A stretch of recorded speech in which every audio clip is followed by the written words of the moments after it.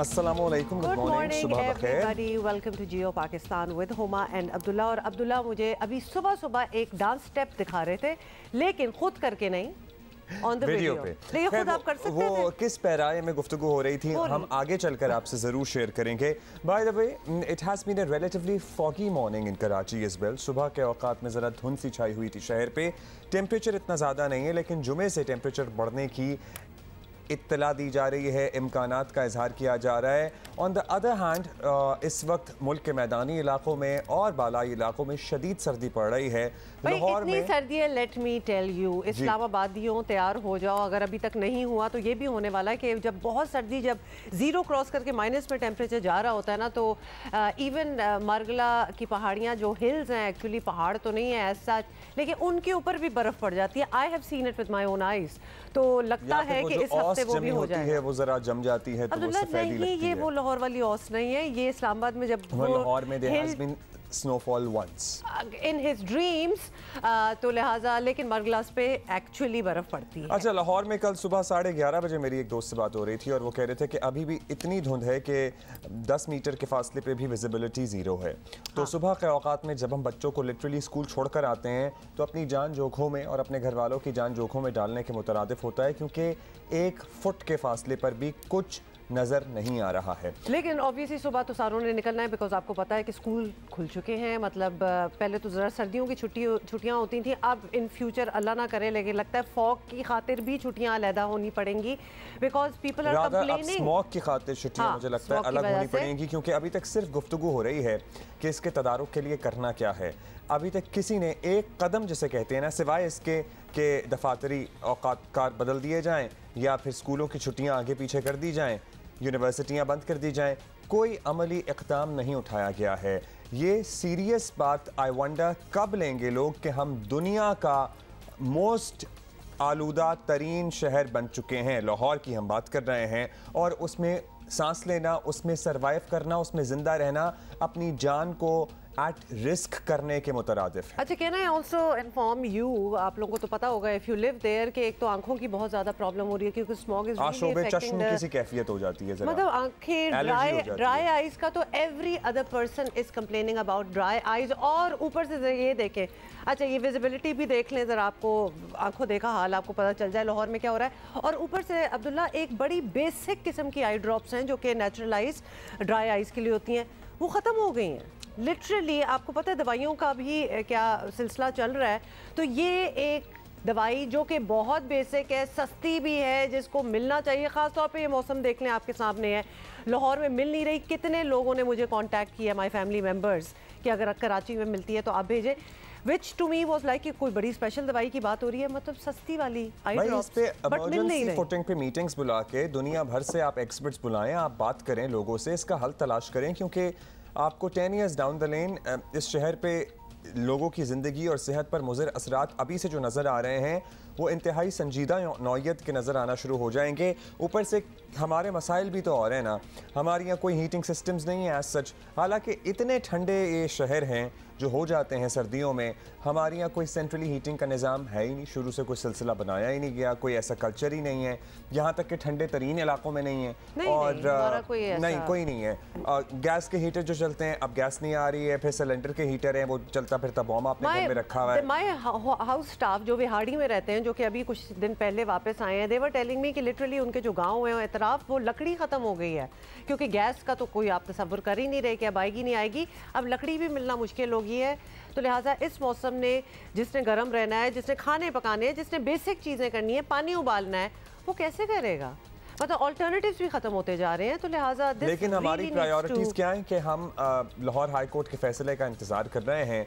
पंजाब में एक म्यूजिकल पता है क्या? अच्छा, पंजाब में नहीं, मैं बताती हूँ ना, मैं बताती हूँ, क्योंकि पंजाब में हफ्ते, महीने, यहाँ तक के साल बदल गया। मेरा ख्याल है आप भी यही कहने की कोशिश कर रहे थे, लेकिन नहीं बदला तो असेंबली का हाल नहीं बदला। अच्छा, इस पे पता है क्या हुआ? कल रात तक ये सिलसिला चल रहा था, and you know I watched it and I read about it for a few minutes, and then उकताहट होना शुरू हो गई कि यार ये कभी ठीक होंगे मामलात, मतलब आवाम के क्या मसाइल हैं और हम किन बातों पर तवज्जो मरकूज किए हुए हैं। आप देखिए कि क्या मजाक बना हुआ है। हाँ मजाक ही है। कल तो राना सना की गाड़ी पे किसी ने जूता भी मार दिया है, आपको पता ना, पूरा जूता भी फेंका गया, बहुत कुछ हुआ, कोई अच्छी चीज़ नहीं वैसे तो। साथ ही आपको बता दें ये लाहौर असेंबली की, पंजाब असेंबली की बात कर रहे हैं तो आपको बता दें कि सियासत जो है वो तनाज़ात मुज़ाकरात की मेज़ पर तय होने के बजाय अदालतों में तय होने का सिलसिला जारी है और every decision is actually implemented by the courts, क्योंकि हम तो फैसले कर ही नहीं सकते। और आज भी पंजाब की सियासत का एक अहम मुकदमा जो है वो लाहौर हाई कोर्ट में सुना जा रहा है और डायरेक्ट या इनडायरेक्ट मुकदमे का फैसला पंजाब की सियासत का रुख तब्दील कर सकता है। बिल्कुल 23 दिसंबर को लाहौर हाई कोर्ट ने गवर्नर पंजाब का वजीर आला परवेज इलाही को डी नोटिफाई करने का नोटिफिकेशन मुअत्तल करके उन्हें ओहदे पर बहाल कर दिया था। अब पंजाब हुकूमत की जानिब से यकीन दिलाया गया था कि चौधरी परवेज इलाही आज के दिन यानी 11 जनवरी तक असेंबली नहीं तोड़ेंगे। अब तहरीक इंसाफ दावा करती रही है कि समाअत से पहले ही वजीर आला पंजाब एतमाद का वोट ले लेंगे, लेकिन फिर चौधरी साहब का तो अपना ही एक स्टांस है, तजर्बाकारी और महारत दिखाई और मोहब्बत और खौफ के पुराने फार्मूले का इस्तेमाल करते हुए पीटीआई को अपने सफ़े पर ले ही आए और अब दोनों का एक ही मौक़िफ़ है। बाय द वे बिल्कुल दोनों का एक ही मौक़िफ़ है। अदालत कहेगी तो एतमाद का वोट लेंगे, हालांकि आज भी पीटीआई का दावा है कि अक्सरियत उनके पास है और अक्सरियत से भी ज़्यादा है। मतलब सुन ले, कल हमारा जो इजलास हुआ और आज जो हमारा नंबर है वो अल्हम्दुलिल्लाह 188 के ऊपर है। इनमें मैं वो जो मोमना वहीद है जो बिक गई, जिसके बारे में बताया जा रहा है, रिपोर्ट्स हैं कि उन्होंने डील के बाद 5 करोड़ रुपया लिया और लोटी होने को तरजीह दिया। उसके अलावा हमारे मेम्बरान की तादाद इस वक्त 188 और कल 21 बिल पास करके पंजाब असम्बली ने साबित कर दिया कि अददी अक्सरियत किसके पास है। उसके बाद ये जो कल बिल पास हुए हैं ये चीफ मिनिस्टर परवेज़ इलाही साहब के ऊपर एक एतमाद का ही इजहार है, लेकिन बदकिस्मती से हमारे जो MPA साहबान हैं मुजफ्फरगढ़ के, उन्होंने साबिक़ वज़ीर आज़म इमरान खान साहब के सामने ये बात रखी है कि किस तरह अननोन नंबर से उन्हें कॉलें आई, पहले उन्हें जो है वो रिश्वत की ऑफ़र की गई और लोगों को तोड़ने की कोशिश की गई। हम आर्मी चीफ से दरख्वास्त करना चाहते हैं, इन मामलात की तहकीकात होना ज़रूरी है। वैसे फवाद चौधरी कॉल समबडी या लोटी और लोटा, खुद सारी उम्र लुढ़कते हुए लोटे रहे हैं और दूसरों को लोटा या लोटी कह रहे हैं अभी तक। अच्छा जी, पंजाब की पूरी सियासी क़यादत की नज़रें जो हैं वो आज लाहौर हाई कोर्ट पर लगी हैं और उधर नून लीग को गवर्नर राज लगाने की बातें जो हैं नून लीग कर रही है, जो सियासी माहौल में मज़ीद तलखी डेफिनेटली लाएगी। माइनॉरिटी गवर्नमेंट जो चौधरी परवेज़ इलाही साहब इस वक्त मुसल्लत हुए हैं, इनको ये मालूम हो चुका है कि इनके पास नंबर नहीं है, इनके पास नंबर नहीं है और ये एतमाद का वोट जो है वो नहीं ले सकते। देखें, मामला ये है कि हमने तो कभी भी ये नहीं कहा कि हमारे पास फिगर जो है या हमारा नंबर 186 है। हमने हमेशा बिल्कुल सही बात की है, हमारे पास फिगर जो है वो 179 है और हमारी कोशिश है कि वो 180 हो जाए। इनके पास जो कि इन्होंने एतमाद का वोट लेना है, इनके पास 186 नहीं है, जो कि गलत तौर पर ये कह रहे हैं कि हमारे पास 186 है। अब बाकी रही बात कि ये इस सूरत हाल में देखें, इस सूरत हाल में अगर न्यू चीफ मिनिस्टर का इलेक्शन होता है तो वो आइन में दर्ज है कि रन ऑफ इलेक्शन के तहत मेंबर प्रेजेंट वोटिंग में जो अक्सरियत होगी जिसकी, वो जो है वो चीफ मिनिस्टर इलेक्ट हो सकता है। या फिर ये ऐसी सूरत हाल है कि जिसमें आइनी तौर पर एक ऐसा रास्ता मौजूद है जो फेडरल गवर्नमेंट ऑप्ट कर सकती है और उसे कहते हैं गवर्नर राज। अच्छा जी, अभी ज़रा ताज़ा तरीन सूरत हाल मालूम करते हैं, क्योंकि अपडेट्स तो हमने फिर भी देनी है आपको। आज़म मलिक हमारे साथ लाहौर से बराह रास्त मौजूद हैं। आज़म, बताइएगा क्या आज मुमकिन तौर पर हो सकता है अदालत के फ़ैसले पर ही तमाम मामलात का दारो मदार है? अब जी अब्दुल्ला, बहुत शुक्रिया। देखिए, लाहौर का मौसम और पूरे पाकिस्तान का मौसम इतना सर्द है, लेकिन सियासत की गर्मी उतनी ही अरूज पर है। जितनी सर्दी है उतनी ही सियासत में गर्मी है। तो मामलात जो हैं वो अदालत की तरफ चले गए हैं। अब अदालत का जो फैसला है, देखिए सूरत हाल इंतहाई दिलचस्प है।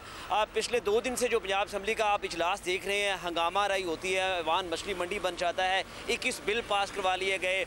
दोनों तरफ से ये मुतज़ाद दावे हैं कि उनका फ़िगर पूरा है। वो कह रहे हैं कि तहरीक इंसाफ के पास फ़िगर पूरा नहीं है, वो कह रहे हैं नून लीग के पास फिगर पूरा नहीं है। दोनों तरफ से ये कहा जा रहा है कि हमारे पास मतलूबा जो तादाद है लोगों की वो मौजूद है।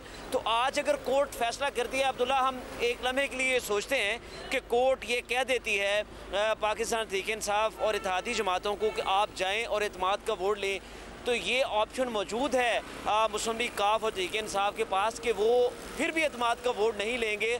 परवेज़ लाई की इंतहाई करीबी ज़राए के मुताबिक वो इसको फिर सुप्रीम कोर्ट में चैलेंज करेंगे, चूँकि उनका एक मौक़िफ़ है और वो मौक़िफ़ ये है कि कानूनी और आइनी माहिरीनों ने ये कहा है कि अगर आपने गवर्नर का हुक्म मान लिया और पंजाब असम्बली से एतमाद का वोट ले लिया तो फिर गवर्नर का हुक्म आइनी हो जाएगा, कानूनी हो जाएगा। तहरीक इंसाफ और PMLQ ये कहती है कि गवर्नर का जो हुक्म है वो आइनी नहीं है, वो गैर कानूनी है और हम उसे नहीं मान सकते। तो ये एक लाहे अमल तैयार किया गया है मुस्लिम लीग काफ और तहरीक इंसाफ की तरफ से। मतलब पंजाब आज लाहौर हाई कोर्ट के फैसले के बाद भी ये मामला हल होता हुआ नजर नहीं आ रहा। अगर तो लाहौर हाई कोर्ट ने कह दिया कि चलें वोट आपको एतमाद का वोट लेने की जरूरत नहीं है, वो तो फिर कहानी और है, हो सकता है फिर दूसरी पार्टी उसको चैलेंज कर दे। लेकिन अगर कह दिया कि एतमाद का वोट लें तब भी ये चैलेंज करेंगे, उसको सुप्रीम कोर्ट में जाएंगे।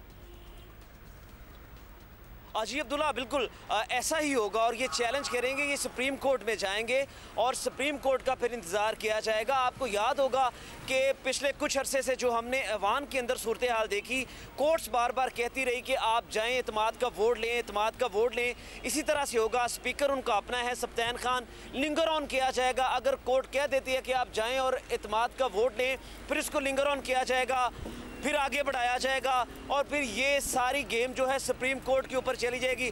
मैं आपको एक और बात बताऊं, अगर सुप्रीम कोर्ट ने भी कह दिया कि आप जाएं और एतमाद का वोट लें तो फिर शायद ये अपील में चले जाएं। आखिरी बॉल तक ये लोग खेलेंगे कि किसी भी तरह से एतमाद का वोट पंजाब असम्बली से ना ले सके। तो वो जो कहानी थी कि असम्बली तोड़ देंगे वो खत्म हो गई है अब कहानी। वो जो तनतना और जोरों शोर से कहा गया था कि असेंबली तोड़ देंगे, मतलब अभी तो एतमाद का वोट ना लेने और असेंबली बचाने की ही कहानी है ना, तोड़ने का तो कोई सीन नहीं हो रहा। फिर देखिए अब्दुल्ला, असेंबली तोड़ना तो नज़र नहीं आ रहा। मुस्लिम लीग काफ का जहाँ तक ताल्लुक है, परवेज़ लाही का जहाँ तक ताल्लुक है, तो वो निजी महफलों में अपने वुज़रा से, अपने रुफ़क़ाए कार को ये बता चुके हैं कि वो असेंबली नहीं तोड़ना चाहते और वो चाहते हैं कि बजट वो पहले पेश करें, उसके बाद असम्बली तहलील होती है तो हो जाए। तो वो कोशिश करेंगे कि किसी भी तरह से, ज़ाहिर है उनकी एक डिवीज़न है गुजरात डिवीज़न, उनके वहाँ पे स्टेक हैं, वो कैसे चाहेंगे।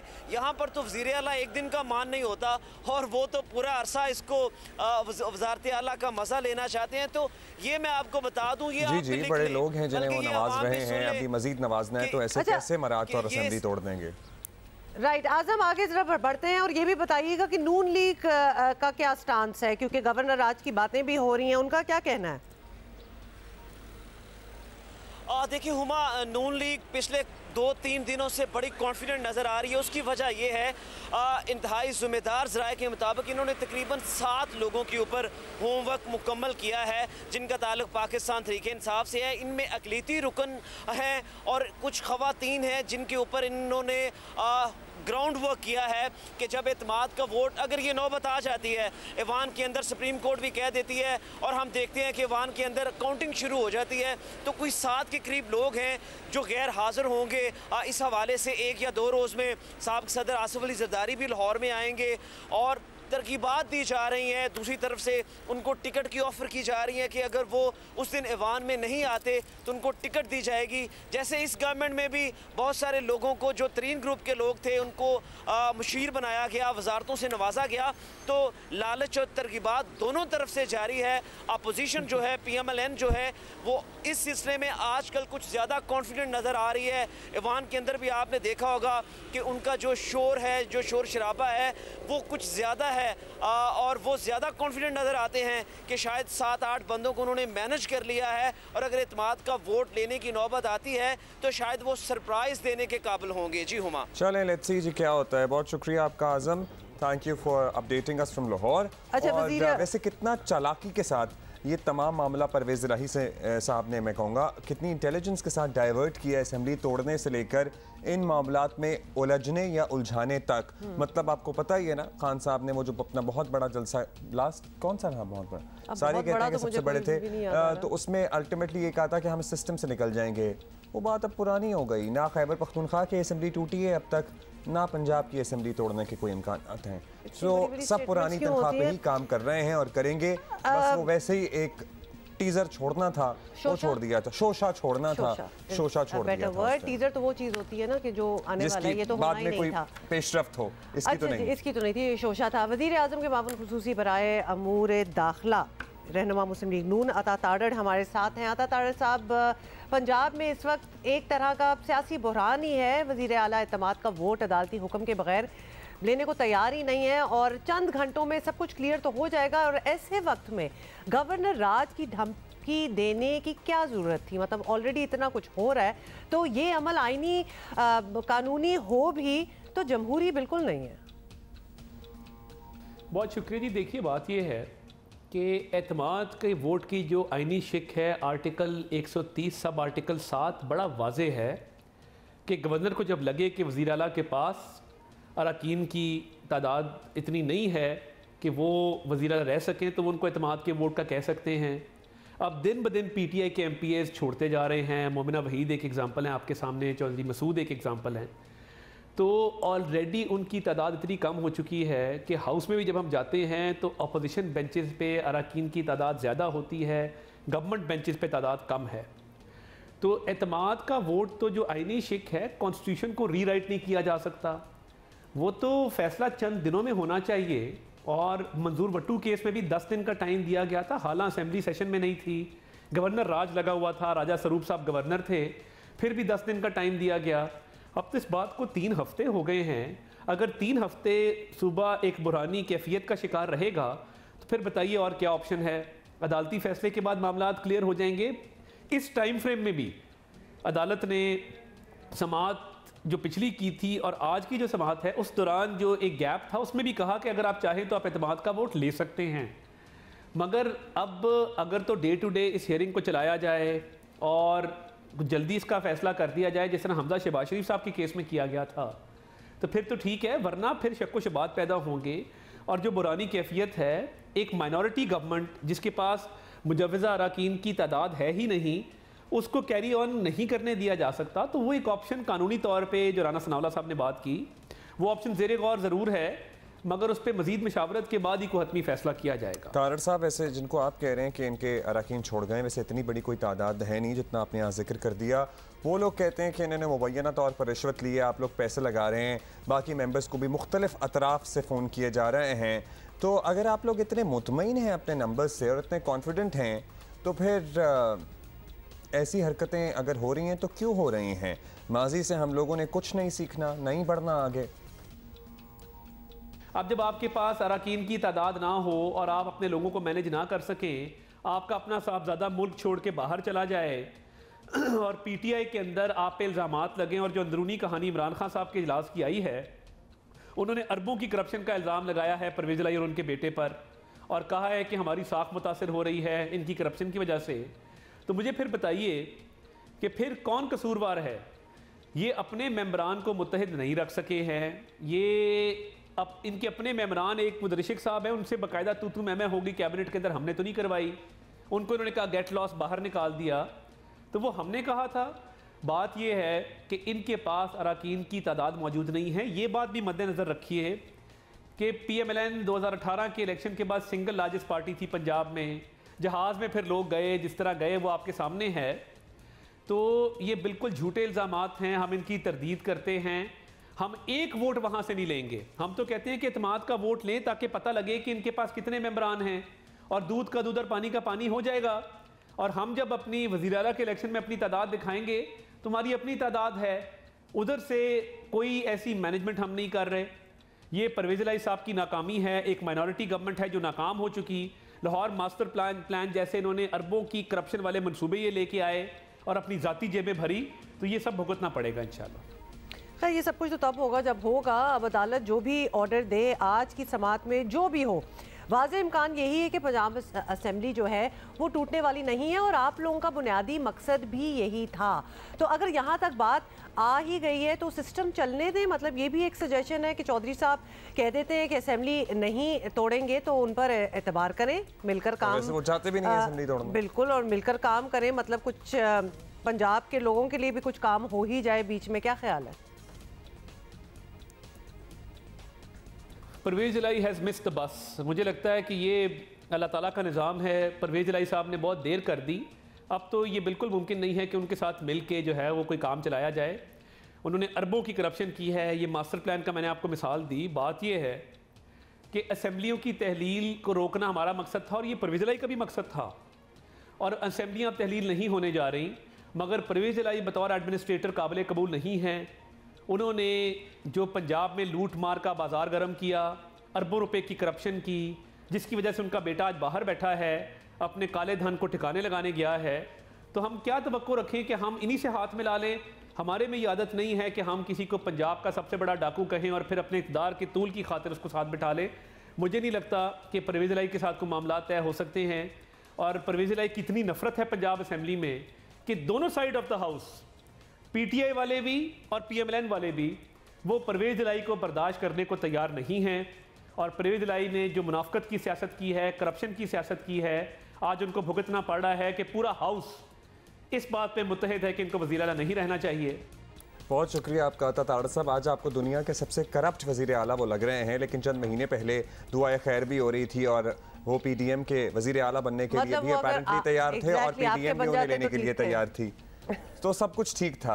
भाई हमारे साथ नहीं है ना तो फिर हमें नहीं पसंद होती। जब हमारे साथ होंगे और तो वो वाले भी choice। डाकू कहते थे और अपैरेंटली मुबैना तौर पर अब ये भी मुतज़ाद इत्तलात हैं कि बड़े परेशान हैं उनकी मुबैना करप्शन से। लेकिन क्या करें, इक़्तिदार सबको अजीज है और उससे चिमटे रहना भी सबको अजीज है। लेकिन सारी सिचुएशन में जीत किसकी हुई? मेरा ख्याल है परवेज़ इलाही की हुई, क्योंकि वो इधर होते या उधर होते, उन्होंने इधर ही बैठना था जहाँ वो बैठे हुए हैं। और हार किसकी हुई?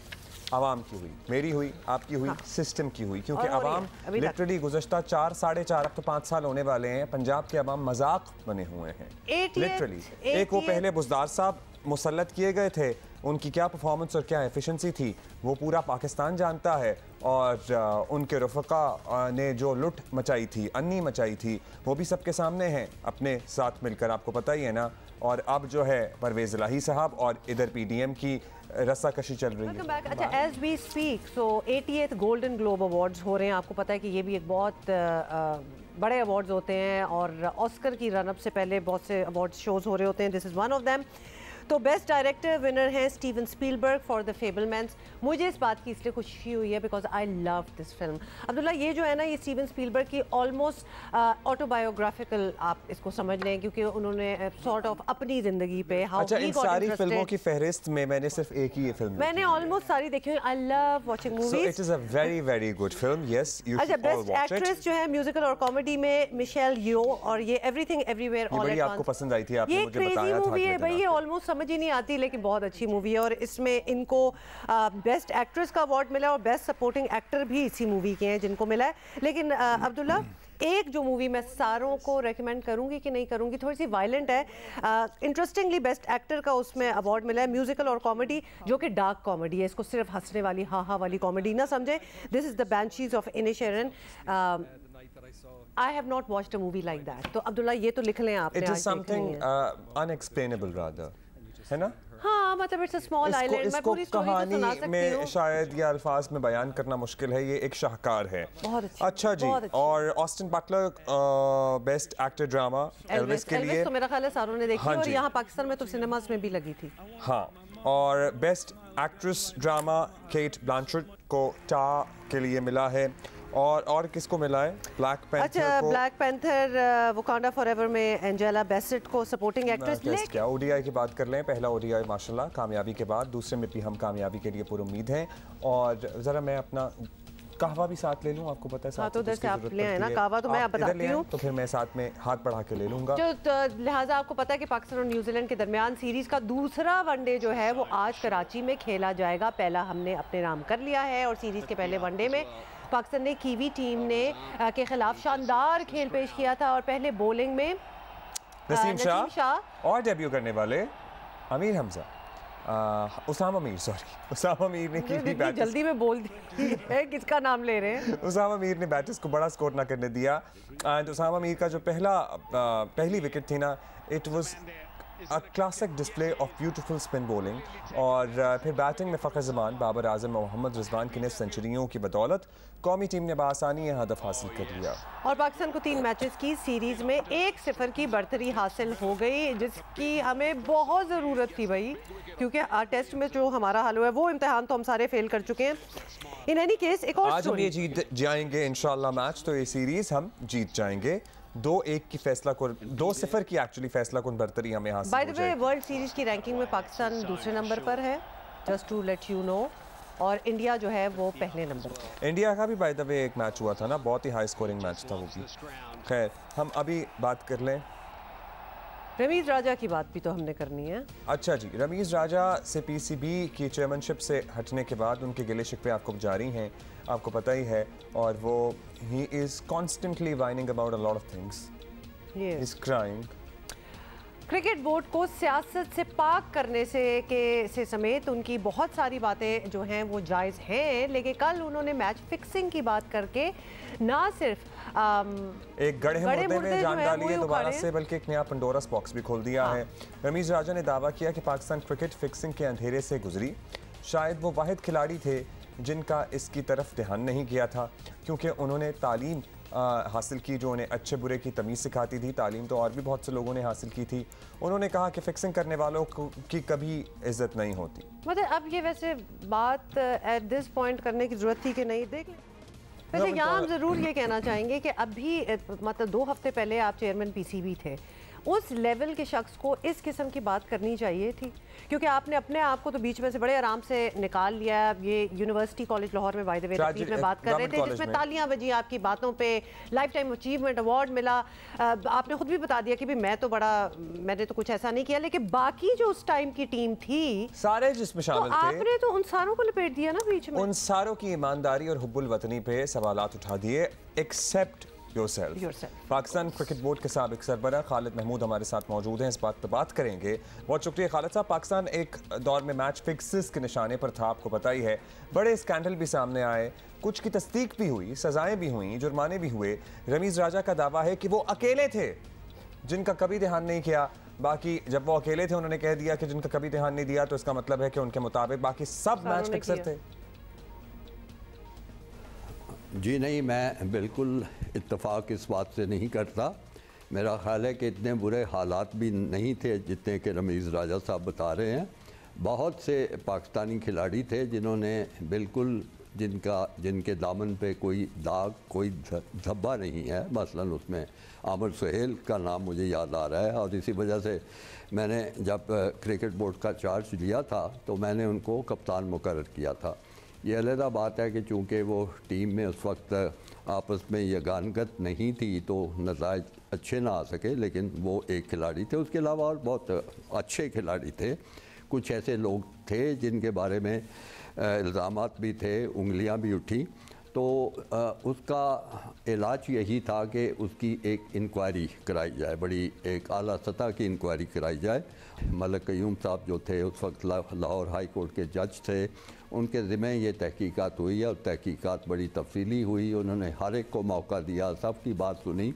मुझे चूँकि बहुत दिलचस्पी थी बतौर सरबराह पाकिस्तान क्रिकेट बोर्ड के जानने के कि इस नोयत क्या है इन इल्ज़ामात की, तो इल्ज़ामात तो वाकई आए, कई खिलाड़ियों ने उंगलियां उठाईं, बड़े हमारे मशहूर खिलाड़ियों पे भी इल्ज़ाम लगे। लेकिन उसका जो एक होता है ना, वो जो अंग्रेज़ी में कहते हैं corroborative एविडेंस, के अगर एक इल्ज़ाम लगाए तो उसकी दूसरी तरफ से भी कोई सबूत आए, वो किसी में भी नहीं आया। और यही मजबूरी थी फिर उस कमीशन की, जज साहब की, कि उन्होंने कोई हतमी फ़ैसला कुछ खिलाड़ियों के बारे में नहीं किया। स्वाय गालबन सलीम मलिक को उन्होंने बैन करने का सिफारिश की, लेकिन 3-4 जो मशहूर खिलाड़ी थे जिसमें वसीम अकरम और कुछ दूसरे लोग थे, उन पे कुछ उन्होंने जुर्माने किए और साथ सिफारिश की कि इनको किसी अहम जिम्मेदारियों पे तैनात ना किया जाए। बैन नहीं किया या कुछ सज़ा और नहीं सुनाई। तो इसलिए अब ये कहना कि जी पूरी टीम उसमें मुलव्वस थी और कोई एक ख़ास मर्द मुजाहिद था जो इसमें मुलव्वस नहीं था, मैं इससे इत्तफाक नहीं करता। और सिर्फ यही नहीं, ऑब्वियसली आपने खालिद महमूद साहब आपने देखा होगा कि रमीज़ राजा साहब बोर्ड से बेदखली के बाद बहुत सी सख्त बातें कर रहे हैं और किसी हद तक नेचुरल भी है। यू वुड एक्सपेक्ट कि कोई ना कोई तो ये बातें करेगा। और उनका बुनियादी मौक़िफ़ वैसे ये है कि क्रिकेट बोर्ड चलाने का इख्तियार उसी के पास होना चाहिए जिसने क्रिकेट खेली हो। इसमें वज़न भी है वैसे। हाँ, it does make sense also. क्या कहेंगे आप? जी नहीं, मैं इस बात से भी इत्तफाक नहीं करता, क्योंकि अगर रमीज़ राजा की ये दलील को मान लिया जाए कि क्रिकेट बोर्ड चलाने का हक उसी को है जिसने क्रिकेट खेली हो, तो फिर तो तमाम दुनिया के क्रिकेट बोर्ड्स में तब्दीली लाना पड़ेगी। क्रिकेट खेलना एक और बात है और क्रिकेट एडमिनिस्ट्रेशन जो है वो बिल्कुल दूसरी बात है। उसमें आपको इंतज़ामी तजर्बा चाहिए, उसमें आपको एक विजन आपकी होनी चाहिए, एक सूझबूझ होनी चाहिए।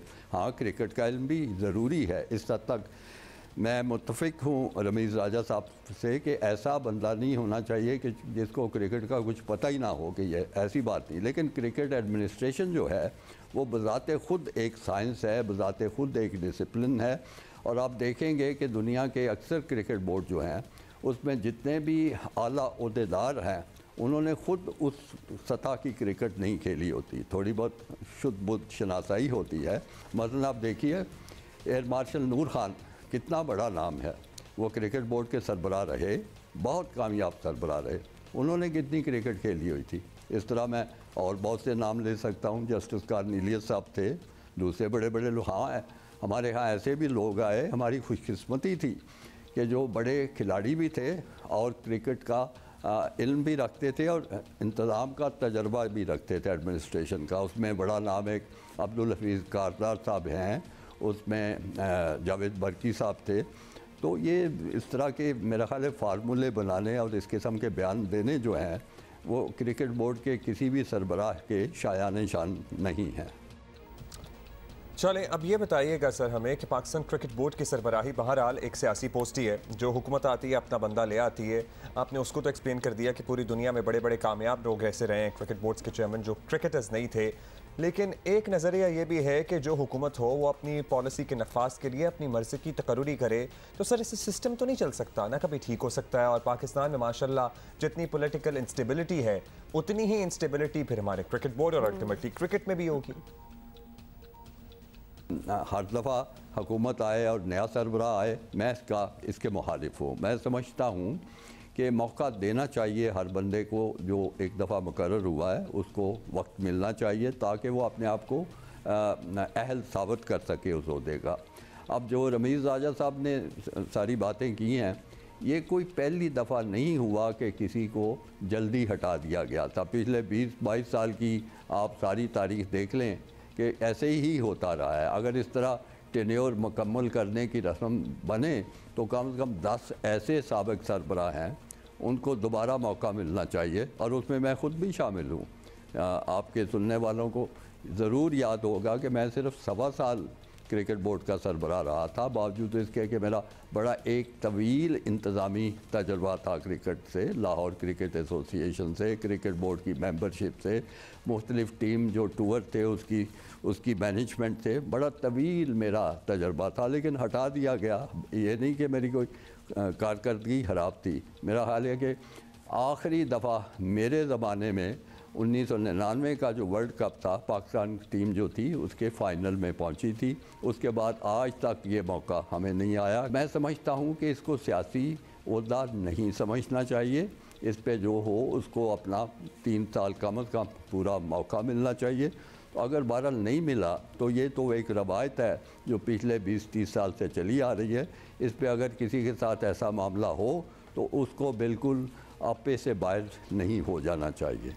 रिवायत है जिसको ख़त्म होना चाहिए। और हाँ, कारकर्दगी से अगर मुतमईन ना हो तो वो और बात है, लेकिन ये नहीं होना चाहिए कि अब हमारी हुकूमत आ गई है तो हम ये जो अपना बंदा लाने वाला कॉन्सेप्ट है ना, ये पाकिस्तान में असल जड़ है बुराई। और ये सिर्फ क्रिकेट की बात नहीं हो रही, हर जगह यही होता है। और इसीलिए हमारे इंस्टीट्यूशंस जो हैं वो जीरो हैं, इतने वीक हैं कि वो जब बंदा हट जाता है तो अगला बंदा आके कुछ नहीं कर सकता, वो खोखली चीज पड़ी होती है।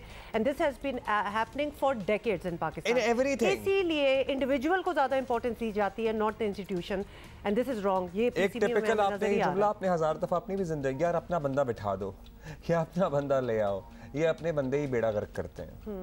मतलब ये तो वही बात होगी ना, जब हम छोटे थे क्लासरूम में भी सीट मलो सीट मलो, ये मतलब अंग्रेजी में जरा सीट मलने को ट्रांसलेट करें और बताएं कि क्या होता है। क्लास 3B में कब जाएंगे? तो अब हम बूढ़े हो जाते हैं और हम सीट ही मल रहे होते हैं, और this is what we do.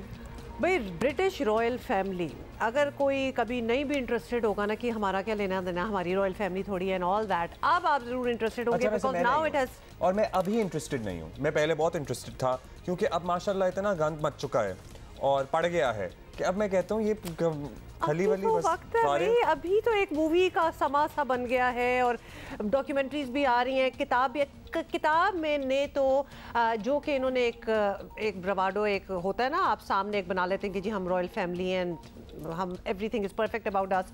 किताब ने तहस नहस मचा दिया मेरे जहन में। जब तक वो इंप्रेशन था ना, I was very interested Royals, you know. और नहीं, मुझे हमेशा से पता था अंदर कुछ गंद पड़ा हुआ है। तो गंद मचा ही होता है सब जगह, लेकिन जब तक लार्जर देन लाइफ इनका इमेज था ना, जब तक क्या कहते हैं अनटचेबल्स, काफी देर से टचेबल हो गए थे। तो प्रिंस हैरी की किताब है जी, शहजादा हैरी की किताब है, किताब का नाम है स्पेयर, और इसमें इन्होंने अपनी ज़िंदगी के हर पहलू पे बात की है। ऑब्वियसली अपनी वालदा the most beloved princess Diana का जिक्र है, how he found out about her, इनकी रिलेशनशिप क्या थी, उसके बाद अपनी ग्रोइंग अप, उसके बाद किस तरह इन्होंने अपने फादर प्रिंस चार्ल्स को कहा कि बड़ा ज़ोरदार किस्म का कहा कि आप कमिला से शादी ना करें, उसके बाद अपने भाई प्रिंस विलियम से लड़ाइयाँ, हाथापाइयाँ, बहुत कुछ है इसमें। और आपको बताते हैं कि क्या कुछ हो रहा है।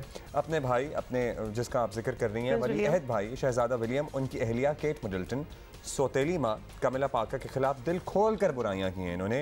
हैरी ने लिखा कि उन्हें पैदा ही इसलिए किया गया था कि शहजादा विलियम को ट्रांसप्लांट या खून या किसी आज़ा की ज़रूरत हो तो वो इनसे लिया जा सके। वैसे सॉरी फुटनोट, इधर कुछ बहुत ही कुछ सेंसिटिव हुआ है प्रिंस हैरी, बिकॉज मतलब हर दूसरा तीसरा बच्चा यही कहेगा कि जी हमें पैदा इसलिए किया था कि पहले को कुछ हो ना जाए, बट ऑफ कोर्स इनकी तो एक रॉयल फैमिली है। मतलब आई फील कि बहुत सी और इनको स्टिग्मास जिंदगी में बहुत सी चीज़ें हर्ट की हैं, और ऑब्वियसली माँ का इतनी जल्दी मर जाना एंड ऑल दैट, तो कुछ ज़्यादा ही चीज़ें निकल रही हैं। किताब में है मनशियात के इस्तेमाल करने, ज़्यादा उम्र की खातून से जिनसी ताल्लुक़ रखने, मेगन और केट की नंद भावज वाली लड़ाइयाँ। Did you just make up the नंद भावज लड़ाइयाँ? मेगन और केट नंद भावज नहीं है, जेठानी देवरानी है, नंद भावज नहीं है। हाँ, जेठानी देवरानी है। सो उनकी उस किस्म की लड़ाइयाँ। भाई शहजादा विलियम से अपने झगड़ों पर बेलाग बातें भी इस किताब का हिस्सा हैं, और सौतेली माँ कमिला पाकर को भी इन्होंने खूब आड़े हाथों लिया है। आप मुझे बताएं, सॉरी बट ये हम गोल्डन ग्लोब्स की बात कर रहे थे, मतलब सही किस्म की स्क्रिप्ट नहीं बनती कि कोई मूवी हो, और बन जाएगी मूवी, आप देख लेना फिर इसके। हाँ वैसे बननी चाहिए। मतलब इतना कुछ, इतना मवाद है, और कोई लिख भी रहा होता तो इतना कुछ ना हो सकता। But anyway, if you are interested read the book. अच्छा, इनके अब्बा की जो ताजपोशी होगी ना, उसमें भी अपेरेंटली ये लोग शिरकत नहीं करेंगे। मतलब तो ये अभी तक प्रिंस क्यों के ला रहे हैं? फेंक देना टाइटल सारा, प्रिंस और प्रिंसेस एंड ऑल दैट, वो क्यों रखा हुआ है? ये भी तो एक सवाल बनता है। सही तंग आए जिंदगी में वैसे अपनी एंटाइटलमेंट से। डॉलर अगर आपको ज़रूरत के लिए भी, जायज़ ज़रूरत के लिए भी चाहिए ना, तो आप जलीलो ख़ार हो जाएंगे, क्योंकि आपको वैसे तो मिलेगा नहीं।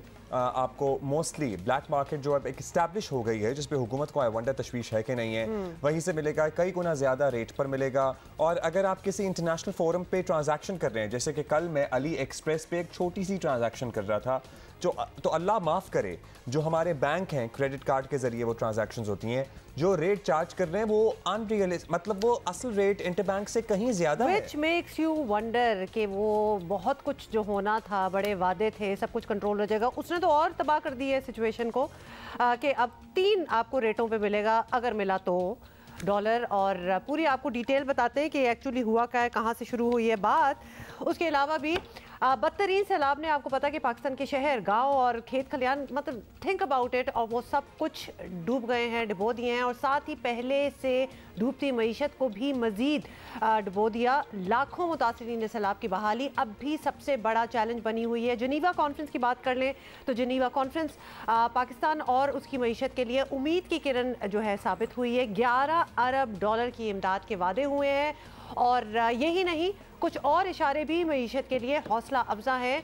जैसे कि आपको बताएं कि ब्लूमबर्ग की रिपोर्ट के मुताबिक आइंदा 6 महीने तक पाकिस्तान डिफ़ॉल्ट से बच जाएगा। साथ ही सऊदी वली अहद मोहम्मद बिन सलमान ने स्टेट बैंक में पाकिस्तान में डिपॉजिट की रकम 5 अरब डॉलर तक बढ़ाने का अज़म भी किया है। अभी पूरी फुल डिसीजन वैसे उसकी नहीं हुई। साथ ही बता दें आपको कि सऊदी अरब पाकिस्तान में 10 अरब डॉलर की सरमायाकारी भी करेगा। चीन भी मजीद ताउन बढ़ाने को तैयार है। पाकिस्तानी मईशत की कुछ सांसें शायद बहाल हो जाए, लेकिन कोई भी मुल्क महज बैरूनी इमदाद पर नहीं चल सकता, बल्कि कितनी देर तक चलेगा। और सच्ची बात है कि वज़ीर ख़जाना इसहाक डार की जादूगिरी जो है ना, वो कुछ समझ नहीं आ रही कि वो हो क्या रहा है, क्योंकि डॉलर कंट्रोल करने की पॉलिसी ने ब्लैक मार्केट को नई जिंदगी दी है। 226 रुपए। इसहाक डार साहब has been a flop so far, so let's be honest about it। अच्छा, 226 की जो जिक्र हो रहे हैं, 228 रुपए का डॉलर जो है वो ओपन मार्केट में 270 का भी नहीं मिल रहा, वैसे नहीं मिल रहा। सो इसहाक डार साहब को कब तक इजाज़त देनी है, जो भी अब तक वो कर रहे हैं, उसके फल मिलने का इंतज़ार कब तक करना है, और ये मुस्लिम लीग नून की लीडरशिप को कब बात समझ में आएगी कि the world is not the same as it used to be in 1990s। The world has moved on and so should you। Okay, thank you. Dar साहब की पॉलिसी मिफ्ता इस्माइल का क्या कहना है, वो देख लें। इस वक्त जो डॉलर की डिमांड बढ़ रही है वो इसलिए बढ़ रही है कि लोगों को लग रहा है कि खुदा न खास्ता पाकिस्तान डिफ़ॉल्ट ना कर ले, तो लोग सिक्योरिटी और सेफ्टी के लिए डॉलर बढ़ा रहे हैं। एक ज़माने में पाकिस्तानी प्लॉट खरीदता था, आज पाकिस्तानी प्लॉट नहीं खरीद रहा है, पाकिस्तानी डॉलर खरीद रहा है।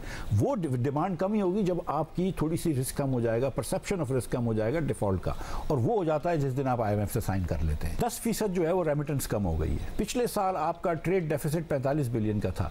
इस वक्त हमारी ज़रूरत तो ट्रेड डेफिसिट को ख़त्म करने की है ना, करंट अकाउंट डेफिसिट को ख़त्म करने की है। तो इसलिए अगर हम थोड़ा सा डॉलर को बढ़ने दें तो क्या मसला है। तो मुझे समझ में नहीं आ रहा कि क्या क़यामत आ जाती है अगर हम एक फ्री मार्केट रेट रख लेते हैं तो क्या हो जाएगा। और इस वक्त जब क्या, और इस वक्त आपने रखा है ना, इस वक्त आपने 227 रखा हुआ है, तो क्या डॉलर 227 का हो गया है? तो डॉलर इस वक्त 260 का ना। अच्छा जी, और आपको पता ही है ना, एक इंटरबैंक रेट है, एक ओपन मार्केट रेट है, जो आप जाएं किसी भी एक्सचेंज पे और आप वहाँ से अगर डॉलर लेके आए हैं भुनाएं या फिर डॉलर ख़रीदना चाहें तो एक वो रेट है। और चूंकि आपको ज़रूरत के मुताबिक डॉलर नहीं मिलेगा, तो एक ब्लैक मार्केट है जो पूरी एग्जिस्ट कर रही है, जिसमें 280, 70, 90 जो मर्जी है आप मुंह मांगे दाम वसूल कर सकते हैं। हम 3 लोगों से बात करेंगे। माशी तज्जियाकार मोहम्मद सुहेल हमारे साथ होंगे, माशी तज्जियाकार खुरम शहजाद हमारे साथ होंगे, और साथ ही मलिक बुस्तान साहब होंगे जो कि chairman forex association of Pakistan है। सो हम सबसे पहले मोहम्मद सुहेल साहब से बात करते हैं। मोहम्मद सुहेल साहब, सब ये बताइएगा कि अब डॉलर का बैंक रेट गैर हकीकी हो, हकीको हो, हकीकत तो ये है कि 3 मार्केट्स चल रही हैं, और IMF का इसरार भी यही है और कुछ माशी माहिरीन का इसरार भी यही है कि भाई इसे फ्री फ्लोट के लिए छोड़ देना चाहिए। ये मुतालबा पाकिस्तान के लिए कारगर साबित हो सकता है, इम्प्लीमेंट ऑन इट, आपको लगता है? पाकिस्तान के IMF के साथ 2 डज़न के करीब एग्रीमेंट्स हुए हैं, और हर दफ़ा हमने यही देखा है कि IMF इंसिस्ट करता है कि जो आपकी करेंसी हो वो मार्केट बेस्ड हो।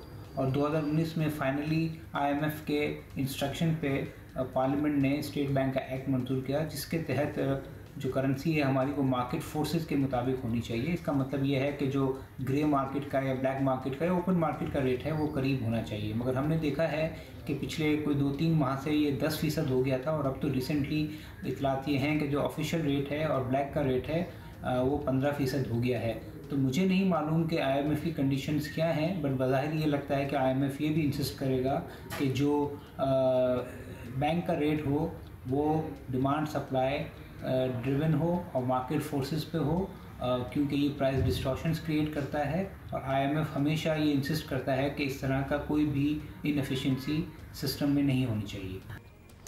राइट मोहम्मद सैयद साहब, आप हमारे साथ ही रहें। खुर्रम शहजाद, आपसे ये पूछना चाहेंगे कि इस वक्त डॉलर का इंटरबैंक रेट जो है वो ऐसा है कि सिर्फ IMF ही नहीं, माशी माहिरीन भी इसे हकीकी नहीं समझते और इस पर जोर है कि डॉलर को फ्री मार्केट पर छोड़ने की जानिब बढ़ा जाए। तो क्या इससे ग्रे या ब्लैक मार्केट का खात्मा हो जाएगा आपके ख्याल में? अभी ये करना चाहिए कि जो ओपन मार्केट में रेट्स हैं, देखें एक तरफ जो है वो ज़बरदस्ती अगर आपने जो है इंटरबैंक मार्केट में रेट को रोक के रखा हुआ है, इंपोर्ट्स को रोक के रखा हुआ है, ऑफ कोर्स डॉलर्स नहीं है, लेकिन इसका ये मतलब नहीं कि रेट को आप रोक दें, क्योंकि रेट जब तक मार्केट पे नहीं आएगा, जो इंपोर्ट्स हैं वो नेचुरली कंटेन नहीं होगी, यानी कि अगर वो चीज़ महंगी नहीं होगी तो वो लोग उस वक्त तक उसकी डिमांड करते रहेंगे। तो होना ये चाहिए कि इंटरबैंक का जो रेट है, यानी कि बैंक में जो आपको करेंसी मिल रही है, जो डॉलर का रेट मिल रहा है, वो ओपन मार्केट का जो रेट हो चुका है। लेट्स से अगर ओपन इंटरबैंक मार्केट में रेट 226 है, 228 है, ये रेट अगर उठ के जो ओपन मार्केट का रेट है जिस पर ट्रेड्स हो रही हैं 260, 255, इससे नीचे थोड़ा सा करीब आए 240, 45 के पास आ जाए, तो उससे काफ़ी फ़र्क ये पड़ जाएगा कि जो रेमिटेंसेस हैं, जो बाहर से हमारे एक्सपर्ट्स पाकिस्तानीज़ पैसा भेजते हैं, और जो एक्सपोर्ट्स होती हैं, हमारे इंडस्ट्रीज़ जो है एक्सपोर्ट करती हैं बाहर से, जो उसके इनफ्लोज आते हैं, वो फिर बैंक के थ्रू आना शुरू हो जाएंगे। ये ग्रे मार्केट नहीं खड़ी होगी। हुंडी हवाले की मार्केट, आपको पता है हुंडी हवाले की मार्केट 1.7 बिलियन डॉलर्स तकरीबन लगभग जो है वो पिछले 3 महीने में जो है वो हो चुकी है। यही वजह है कि रेमिटेंसेस भी हमारी कंसिडरेबल परसेंटेज उसकी गिरी है। ये बताइएगा, अब हम बढ़ेंगे मलिक बोस्तान साहब की जानिब, जो chairman forex association of Pakistan है। बोस्तान साहब, इस पूरे मामले में एक बड़ा बुनियादी सवाल ये है कि गुज़श्ता दौर हुकूमत में डॉलर को फ्री मार्केट पर छोड़ा गया और फिर उसके बाद उसे कंट्रोल रेट पर रखकर भी देख लिया गया है। अब कौन सा फार्मूला पाकिस्तान के लिए बेहतर है? देखो, फार्मूला सबसे तो फिक्स रेट ही कामयाब होता है हमारे जैसे कंट्री का, या फिर फुली फ्लोट उसको कहते हैं। हमारा तो ना आदत फुली फ्लोट भी नहीं है, यानी कि इंटरबैंक में हमने तो फ्री फ्लोट रखा हुआ है, लेकिन मार्केट में उसका कोई रद्द-ए-अमल नहीं है, मार्केट में हमने कंट्रोल रखा हुआ है। तो जिसकी वजह से ये आपने देखा काफ़ी बड़ा गैप आ गया। और जो कंट्री आप देखें, दुबई देख लें, सऊदीया देख लें, उन्होंने अपनी करेंसी को डॉलर के साथ फिक्स कर दिया। जब हमारी भी 98 से पहले फिक्स थी तो वो इतना बड़ा फ़र्क नहीं आता था, एक जैसा ही रेट रहता था। तो अभी मौजूदा दौर में देखते हुए हमें फिक्स करेंसी पाकिस्तान के लिए कामयाब है। अगर आप रीजन में देखें, अफगानिस्तान जिसका इकनॉमिक सेक्शन लगी हुई है, उसका डॉलर के में रुपये जो है 88 रुपीज़ है, बांग्लादेश का 95 है और इंडिया का 82 है। तो पाकिस्तान का इंटरबैंक में फ्लोट करने से ये हमें इतना नुकसान हुआ है कि आज हमारे कर्जे इतने बढ़ गए हैं कि हमें कर्ज देने के लिए कर्ज लेने पड़ रहे हैं, और हमें डॉलर इंपोर्ट के लिए डॉलर नहीं है हमारे पास, पब्लिक को देने के लिए डॉलर नहीं है, क्योंकि हमने डॉलर सारी हमारी मार्केट ड्राई हो गई है। तो हमें दोबारा उसी तरफ वापस जाना पड़ेगा ताकि डॉलर की जो है सप्लाई बढ़े। आई वंडर, जो इंडिया का एक्सचेंज रेट और बांग्लादेश का एक्सचेंज रेट, इवन अफगानिस्तान का एक्सचेंज, कितना दुख होता है। अच्छा मोहम्मद सुहेल साहब, आपसे अब सवाल करेंगे कि अगर डॉलर इंटरबैंक की मौजूदा सेलिंग ऊपर चली जाती है, हुकूमत इसे 250 या चले इससे ज़ायद पर ले जाती है, तो इसके असरात क्या होंगे और इन असरात से आवाम को बचाना मुमकिन है या नहीं? बेसिकली अगर हुकूमत मार्केट बेस्ड एक्सचेंज रेट करती है और अज्यूम करें कि हम कोई 240 या 245 पे बैंक का रेट आ जाता है, तो इसका इफ़ेक्ट नेगेटिव ये होगा कि इससे महंगाई बढ़ेगी, क्योंकि तेल और बहुत सारी चीज़ें जो इंपोर्ट करते हैं जो आम आदमी को मुतासिर करती हैं, उसका रेट बढ़ेगा तो इन्फ्लेशन बढ़ेगा। मगर इसकी जो दूसरे साइड इफ़ेक्ट्स हैं, उसके फ़ायदे ये हैं कि जो हम इंपोर्ट्स हैं उनको सब्सिडाइज भी तो कर रहे हैं। अगर हमने इसको आर्टिफिशियली 227 पे रखा हुआ है, जैसे BMWs आ रही हैं, ई-ट्रॉन्स आ रही हैं, वो भी तो सस्ती आ रही हैं। हमें तो डिमांड को कर्टेल करना है, हमें तो इंपोर्ट को कर्टेल करना है। तो जहाँ करेंसी को मार्केट बेस करने के नुकसानात हैं महंगाई की सूरत में जो टेम्प्रेरी हैं, वहाँ जो उसके साइड इफ़ेक्ट्स हैं या जो दूसरे नुकसानात हैं वो ज़्यादा शदीद हैं। इसीलिए जो मल्टीलैटरल एजेंसीज़ हैं और IMF है वो ये इंसिस्ट करता है कि डिमांड सप्लाई के बेस पे करेंसी का तयन हो। Valid point. खुर्रम साहब, आपकी तरफ आएंगे और आपसे पूछेंगे कि डॉलर बढ़ाने से जो रेट बढ़ता है अगर, तो जो महंगाई होगी वो तो होगी, लेकिन इसके साथ साथ खबरें भी आ रही हैं कि पाकिस्तान के जो दोस्त ममालिक हैं उनसे कुछ पैसे मिलने की उम्मीद है, 2-4 दिन में मामला सेटल हो जाएंगे। फॉरेन करेंसी रिजर्व बढ़ने से आपको लगता है कि महंगाई कंट्रोल हो सकेगी या नहीं? आप मामला हाथ से निकल गए? देखिए करेंसी डेफिनेटली, जब करेंसी की जो वैल्यू है उसमें कमी होती है और रिक्वायर्ड है ये कि कमी थोड़ी की जाए ताकि जो है ये स्पेकुलेशन बंद हो, तो इसके करने से डेफिनेटली महंगाई में इजाफे के जो है चांसेस हैं। और फिर कर्ज़ों की अदायगियाँ भी हमारी बाहर की अभी भी बहुत ज़्यादा हैं और मज़ीद बढ़ सकती हैं। लेकिन देखें और भी जो स्टेप्स हैं वो लेंगे ना तो महंगाई में कमी आ सकती है। वो कैसे हो सकता है? आप अफगानिस्तान के बॉर्डर्स देखें, आज भी खुले हैं, स्मगलिंग आज भी हो रही है। अफगानिस्तान से भी ये हो रहा है कि डॉलर जो है यहाँ से लिया जा रहा है, तो आप क्यों नहीं देखते उसको? वहाँ से डॉलर में जो है आपके फ्लोज में बेहतरी होगी अगर आप बॉर्डर सील करते हैं। आपके आटा, दाल, चावल से लेकर हर खाने पीने की अशिया तकरीबन जो है वो स्मगल हो रही होती हैं और क्रॉस बॉर्डर जारी होती हैं, उसका कोई ट्रैक नहीं होता और आपके यहाँ पे कमी हो रही होती है और दूसरी जगह जो है वो डिमांड जो है ना वो सेटिस्फाई की जा रही होती है। तो अपने लोगों के लिए आप ये करें, ये करेंगे आप यकीन करें, सिर्फ अफगान बॉर्डर्स आप जो है सील कर दें या बंद कर दें या वहाँ पे कुछ हद तक जो है कमी हो जाए, आपकी महंगाई में फूड इन्फ्लेशन जिसे कहते हैं उसमें काफ़ी हद तक कमी आ सकती है। ये भी एक अहम मसला है। अफगानिस्तान पे जो चीज़ें हमारी चीज़ें इनकाइंड जाती हैं या स्मगल होती हैं या डॉलर इवन जा रहा है उड़ उड़ के, तो डॉलर ही जा रहा है। आपको पता है रुपी तो अदरवाइज यूज़ नहीं हो सकता। अब मलिक मुस्तान साहब, फाइनली अब IMF की डिमांड है और ग्रे मार्केट ख़त्म करने के लिए ज़रूरी भी है कि डॉलर का इंटरबैंक रेट कुछ ऊपर जाए। आपकी नज़र में क्या रेट हो? चले एग्जैक्ट रेट ना बताएं, लेकिन किस रेंज में हो तो मामला जो हैं वो बेहतर हो सकते हैं? देखो IMF ने शुरू से यही, जब हमने इंटरबैंक में फ्लोट किया था तो मतलब ये डिमांड और सप्लाई को कहते हैं। डिमांड होती है तो चीज़ की कीमत बढ़ जाती है और जब डिमांड ख़त्म होती है और सप्लाई बढ़ती है तो कम हो जाती है। अभी जो आज की खबरें जैसे आप फरमा रही हैं और ख़बरों में यही है कि IMF ने कहा है कि मार्केट के जो है रेट है उस पर इंटरबैंक को भी किया जाए। तो अब ये हुकूमत ने देखने हैं कि आया हमें इस बर्दाश्त भी कर सकेंगे इतना बड़ा झटका और इससे इतना इन्फ्लेशन बढ़ जाएगा। और मेरी डार साहब से पिछले हफ्ते मीटिंग हुई थी, इस चीज़ पे काफ़ी बहस की गई और उनका एक मौक़िफ़ था कि अगर हम उन्होंने कहा कि मैं गारंटी देता हूँ अगर आज मैं मार्केट का रेट 250 करता हूँ तो कल आया 280 नहीं होगा, तो कल मैं 280 करूँगा तो आया 300 नहीं होएगा। तो हमें बेशक इस चीज़ को तलाश करने का हल क्या है, इसको हल करना है, ना कि रेट बढ़ाने से मसला हल नहीं होता। मैं हुकूमत से रिक्वेस्ट करूँगा मौजूदा हालात को देखते हुए ओवरसीज पाकिस्तानी को ये जितने सरमाएकार हैं बाहर जिनका पैसा पड़ा है वो वक्ती तौर पे 10-20 अरब डॉलर भी ले आए तो पाकिस्तान इस क्राइसिस से निकल सकता है। शुक्रिया आपका मलिक मुस्तान, शुक्रिया खुर्रम शहजाद साहब और मोहम्मद सुहेल साहब फॉर बीइंग विद अस। आपको ये भी बता दें कि ओगरा ने 1 जुलाई 2022 से गैस जो है वो कर दी है 74% तक महंगी करने की मंजूरी दे दी है। 74%। सुई गैस कंपनियों की दरखास्तों पर यह फैसला जारी किया गया है। सुई नॉर्दर्न के लिए गैस जो है 74.42% और सुई सर्दन के लिए गैस 67.75% महंगी करने की मंजूरी दी गई है। इसमें फुटनोट अब्दुल्ला मैं बताना चाहती हूँ कि ये वो वाली प्राइसेस ऊपर की गई हैं, वो गैस जो कि ढूंढने से भी नहीं मिल रही, तो लिहाजा सार्फिन को, आवाम को ये गैस मुयस्सर ही नहीं है जिसकी प्राइसेस जो हैं वो इधर तक पहुँच रही हैं। आपको बता रहे हैं, यानी पिछले साल आपको बता दें कि इस्तेमाल होने वाली गैस की कीमत जो है वो अब भुगते हैं कौम बैठ के, अब क्या किया जा सकता है। लेकिन द आयरनी इज़ के गैस तो है ही नहीं। सो कौम अब ज़्यादा बिल भी बर्दाश्त करेगी उस गैस के जो कि आती नहीं है घर पे। Can I just mention here कि गैस तो आती नहीं है, और ये तो हम चलो सिटीज़ की बात कर रहे हैं जहाँ कुछ औकात में गैस आ भी जाए। जो गांव देहात हैं वहाँ शायद अगर मैंने पहले मेंशन किया हो, but it needs to be rubbed in कि वहाँ लकड़ी भी ख़त्म हो रही है, तो लोगों के पास लिटरली कोई और चीज़ रही नहीं है कि वो किस तरह आग जो है वो प्रोड्यूस करें, किस तरह अपने खाने बनाएं, अपने आप को गर्म, किस तरह ज़िंदगी गुजारें। अच्छा वैसे तो आप जरा सोचें इस बारे में कि पिछले साल की निस्बत मैं अपना ज़ाती एक्सपीरियंस बताऊंगा। पिछले साल मेरे घर मुसलसल 4 महीने एक लम्हे के लिए भी गैस नहीं आई थी, इवन जब सर्दियाँ ख़त्म हो गई थी। अब भी गैस जाती है लेकिन कभी कभी आ भी जाती है, लेकिन लाइक उसके स्केड्यूल को मैनेज मुझे लगता है कि पहले से बेहतर किया जा रहा है। सो सुबह के औकात में आ रही होती है, फिर बीच में चली जाती है, फिर दोबारा आ जाती है, फिर चली जाती है। So at least it is available for some point in time of the day. हाँ, सो वो नहीं है कि 24 घंटे है ही नहीं है, महीनों नहीं है, वो नहीं है।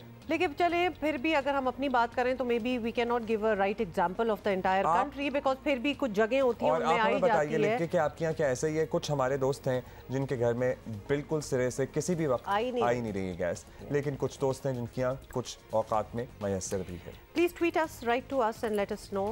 भाई गोली चलाना और निशाना बांधना, वैसे तो हम ज़रा सहम जाते हैं इस नाम से, लेकिन दुनिया में बड़ा जाना माना एक स्पोर्ट है और पाकिस्तान में भी बड़े ऐसे निशानाबाज हैं जो बेहतरीन परफॉर्म कर रहे हैं बड़े अरसे से इस स्पोर्ट में। बल्कि गोली चले और निशाने पर ना लगे ऐसा नहीं हो सकता जिसका जिक्र हम कर रहे हैं। बेशक टारगेट 1 किलोमीटर दूर क्यों ना हो। बात करें हम long range shooter Mohsin Nawaz की, और मुल्की और आलमी सतह पर मुकाबलों में इतने मेडल्स इन्होंने हासिल किए हैं कि मुझे ऐसा लगता है, मुझे शक है कि इनको खुद भी नहीं पता होगा कि कितने मेडल्स जो हैं वो 2018 में एक बहुत ज़बरदस्त कंपटीशन हुआ था, उसके बाद कोविड आ गया और अभी recently 68th Bisley long range shooting competition South Africa में हुआ, वहाँ इन्होंने 5 मेडल हासिल किए हैं। कैसे शौक डेवलप हुआ? Is he the best shooter that we have in Pakistan? ये इनसे खुद ही जानेंगे हम। Mohsin Nawaz is joining us from Islamabad. Mohsin, क्या हाल है आपका? Welcome to Geo Pakistan. सबसे पहले तो इसी बात से स्टार्ट हो जाए कि निशानाबाजी में शौक कैसे आपका पैदा हुआ? अस्सलाम वालेकुम जी। एक्चुअली फादर को शौक था हंटिंग का, तो शिकार के बाद फिर ये मैंने क्लब शूटिंग स्टार्ट की। क्लब शूटिंग में मल्टीपल डिसिप्लिन होते हैं, तो मैंने पिस्टल शूटिंग, स्की, ट्रैप और जब लॉन्ग रेंज शूटिंग स्टार्ट की तो आपका नेचुरल टैलेंट होता है, तो आपको पता लगता है कि आपका इसमें पोटेंशियल बेहतर है कंपैरेटिवली बाकी डिसिप्लिन्स थे, तो फिर इसमें मैंने जो है वो ज़्यादा वर्किंग शुरू कर दी और इसमें तो सीखी तो जा सकती है, लेकिन मौसम मुझे आपकी गुफ्तगू से ये लग रहा है कि आपके अंदर भी इनबिल्ट कुछ होनी चाहिए, natural ability to target and shoot, उसको आप पॉलिश कर सकते हैं। इज दैट सो?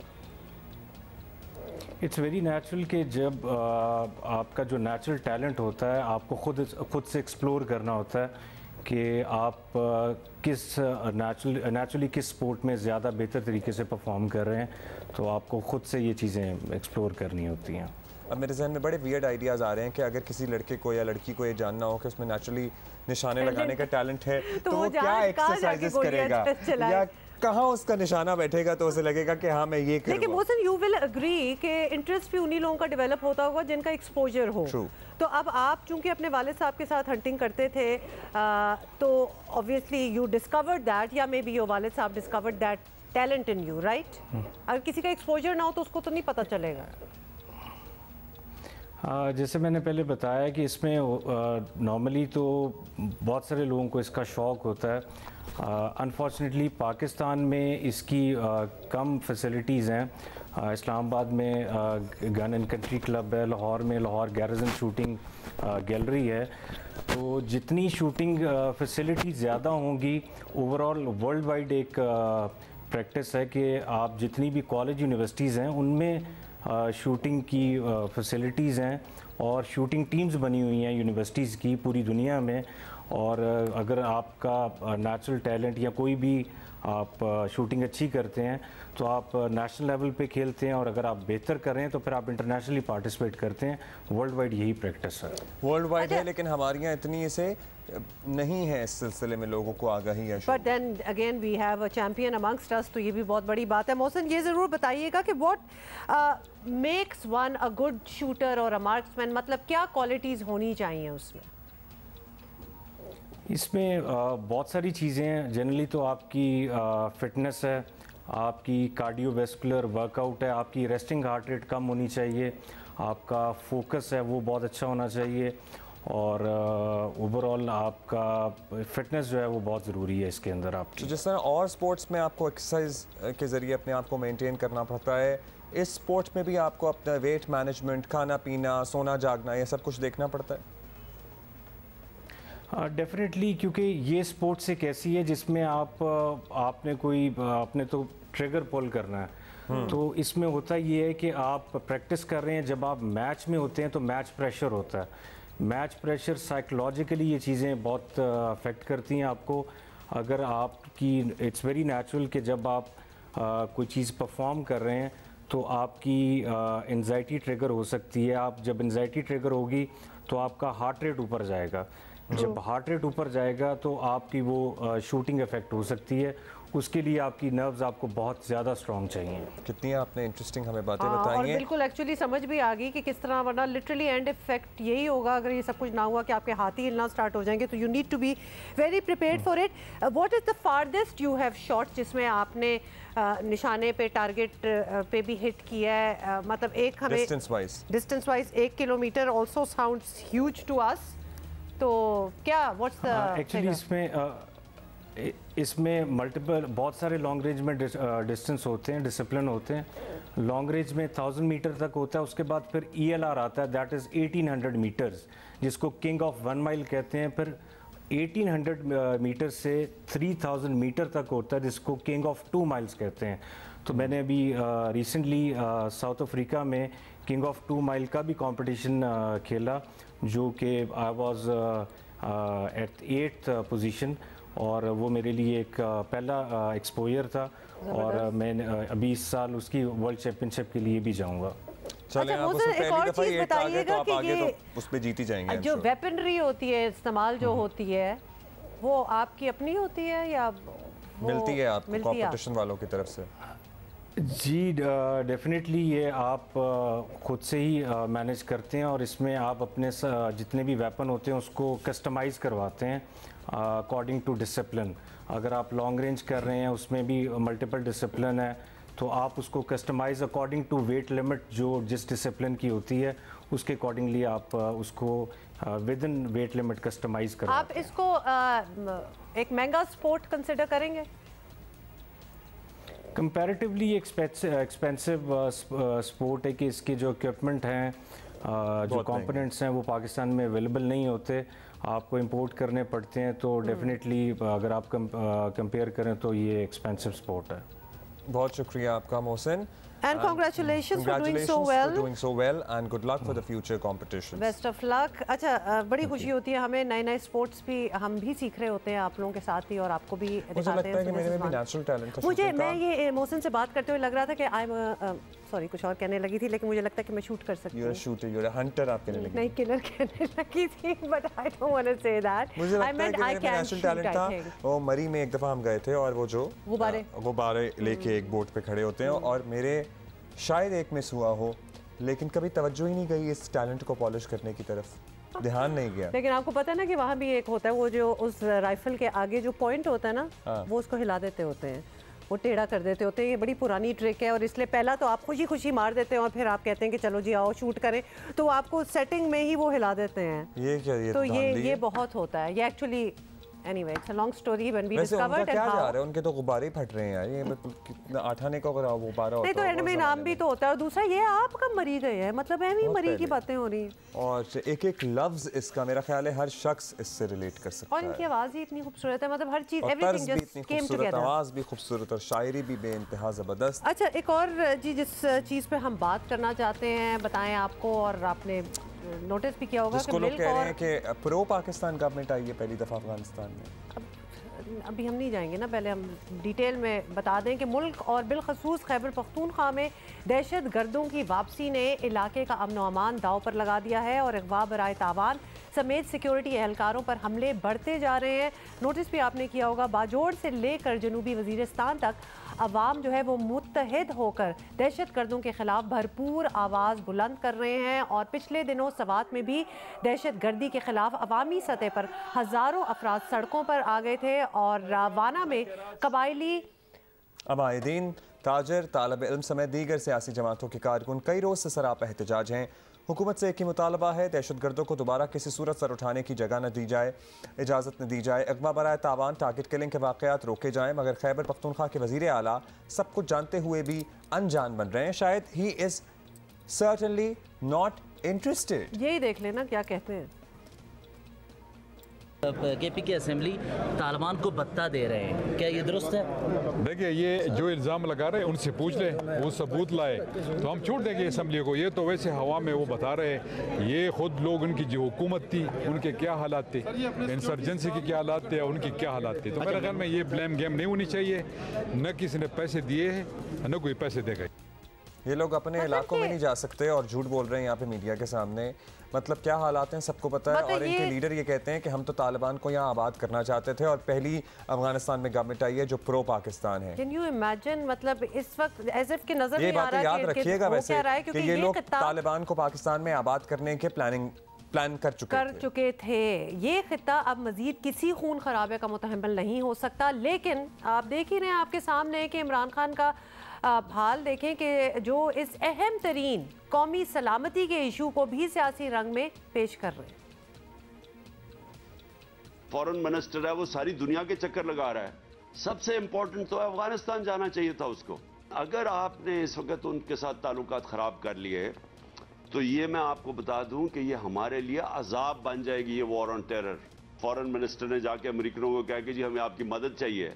अगर हमने फिर से अमेरिका की मदद ली, अगर हमने किसी तरह की इंटरफेरेंस मांग ली तो यहाँ तो मुसलसल इंतशार फैल जाएगा। बाढ़ तो कई जगह से तोड़नी शुरू हो गए हैं। तो क्यों नहीं बात की अफगानिस्तान गवर्नमेंट के साथ। अफगानिस्तान की जो हुकूमत आई है इसने सिर्फ हमारे से कोऑपरेशन करना ही बंद कर दिया, जो हमारे साथ पूरी तरह कर रहे थे। उसका असर ये होगा, शुरू हो गई दहशतगर्दी की जंग, तो ये चलती जाएगी। पहली दफा एक ऐसी हुकूमत आई जो प्रो पाकिस्तान थी और उन्होंने फिर टीटीपी को कहा कि आप पाकिस्तान आप वापस जाएं। तो ये टाइम था हमारा इसका एक पुरअमन इसका सेटलमेंट करते। प्रोपेगेंडा किया जा रहा है कि जी हमने टीटीपी से कोई बैठ के कोई पीस टॉक्स की बात की। ये लोगों को गुमराह ना करें, झूठ ना बोलें लोगों से। ये सारे स्टेक होल्डर्स बैठे थे। ये आइडिया फ्लॉड है कि टीटीपी पर अमन रह सकते हैं या अपना एजेंडा मुसल्लत नहीं करना चाहते, या अफगान तालिबान अपना एजेंडा पूरे खत्ते पर मुसल्लत नहीं करना चाहते। ये आइडिया पहले भी बहुत दफ़ा डिस्कस हो चुका है। टीटीपी को पहले भी बहुत दफ़ा नेगोशिएशन करके सेटल डाउन करने की कोशिश आ चुकी है। सवात अमन मुआहिदा, फलाना ढमकाना सब आपके सामने। एक दफ़ा तो ये गलती की जा सकती है कि आओ दोस्ती करने की कोशिश करें, let's see how they resettle. बार बार करेंगे तो ये बेवकूफ़ी के ज़ुमरे में आ जाएगा। हमारे कॉरेस्पॉन्डेंट हमारे साथ हैं रसूल दावड़, उनसे बात कर लेते हैं। ये बताइएगा, एक बार फिर हम देख रहे हैं कि पाकिस्तान में दहशतगर्दी सर उठा रही है और एक बार फिर खैबर पख्तूनख्वा हॉटस्पॉट बना हुआ है, हिट लिस्ट पे है, जो भी आप कहना चाहें। जो अलग बात है वो ये है कि बहुत से इलाकों में, ख़ास तौर पर कबायली इलाकों में, अवाम ने दहशतगर्दी के ख़िलाफ़ आवाज़ बुलंद की है। तो बाजोड़ में एहतजाज हुआ, वाना में भी धरना दिया गया। मुतालबा क्या है अवाम का, ज़रा बताइए। यकीनन खैबर पख्तूनख्वा में एक बार फिर दहशतगर्दी ने सर उठाया है और ये गुज़श्ता तकरीबन कई महीनों से इसमें मुसलसल इजाफ़ा हो रहा है। इस हवाले से जो मकामी लोग हैं खैबर पख्तूनख्वा के, वो भी मुसलसल एहतजाज कर रहे हैं। बाजावड़ में भी मुजाहरा किया गया। इसी तरह जुनूबी वज़ीरिस्तान के सब डिवीज़न जो वाना है वहाँ पे भी धरना जारी है। 3 दिनों से दिनों रात लोग बैठे हैं और उनका एक ही मुतालबा है कि हमें अमन दे दे, अमन का क़याम करे। और इस हवाले से कुछ लोग अगवा हो चुके थे, वो कहते हैं कि वो अगवा जो मगवी है उसको बाजियाब कराया जाए और यही एक मुतालबा होता है आवाम का कि अमन कायम किया जाए इस इलाके में। ये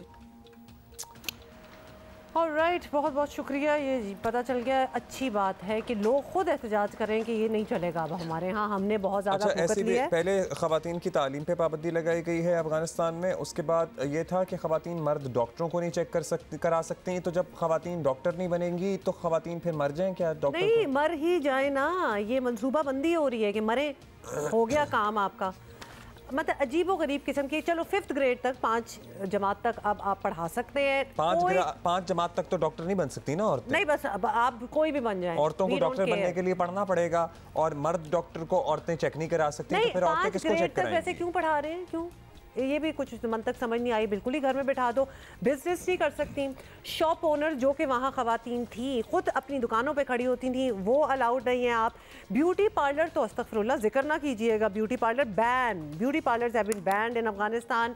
सो नो पढ़ाई, बीमार अगर गलती से हो गए तो नो डॉक्टर्स, पैसे आपके पास होंगे नहीं, नो बिजनेस, नो जॉब्स। क्या रह गया? आपने वो औरतें हैं क्यों? आप बंद कर दें, किसी जाके किसी पहाड़ी के पीछे फेंक दें सारों को, ज़रूरत क्या है? आई मीन ये सवाल बनता है ना फिर। But this is the reality, this is what is happening over there. But यहाँ पे हमारे जो कौमी लीडरान के ख़यालात हैं और उनके जो अफकार हैं वो भी आपके सामने हैं, इस सब के बावजूद।